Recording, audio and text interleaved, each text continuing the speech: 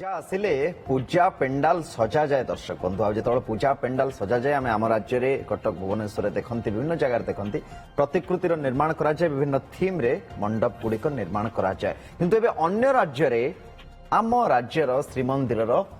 theme ସାମ୍ନାକୁ ଆସୁଛି ମଧ୍ୟପ୍ରଦେଶର କଥା ଆପଣଙ୍କୁ କହୁଛି ଭୋପାଳରେ ଶ୍ରୀମନ୍ଦିରର ବିରାଟ ପ୍ରତିକୃତି ନବରାତ୍ରି ଉପଲକ୍ଷେ ଭୋପାଳରେ ହେଉଥିବା ମାଙ୍କର ପୂଜା ମଣ୍ଡପକୁ ସଜାଯାଇଛି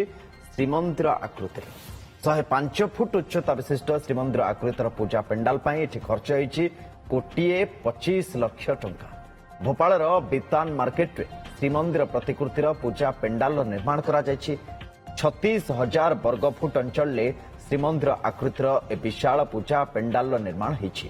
ଆଉ ଏହା ପାଇଁ 62 ଜଣ କଳାକାର ନିଜର ଶ୍ରମଦାନ ବି କରିଛନ୍ତି ଏ ପୂଜା ପେଣ୍ଡାଲରେ ଠାକୁରଙ୍କ ଦର୍ଶନ ପାଇଁ ହଜାର ହଜାର ଭକ୍ତଙ୍କର ସୁଅ ଏବେ ଛୁଟିଛି ଏଠି ଚତୁର୍ଥା ମୂର୍ତ୍ତିଙ୍କ ସହିତ ଦେବୀ ଦୁର୍ଗତି ନାଶିନୀ ଏବଂ ଅନ୍ୟ ଦେବଦେବୀ ପୂଜା ପାଉଛନ୍ତି ସ୍ୱତନ୍ତ୍ର ପୂଜାର୍ଚ୍ଚନା ପାଇଁ ପୂଜା ମଣ୍ଡପ ପକ୍ଷରୁ ସ୍ୱତନ୍ତ୍ର ଭାବରେ ଆୟୋଜନ ମଧ୍ୟ କରାଯାଇଛି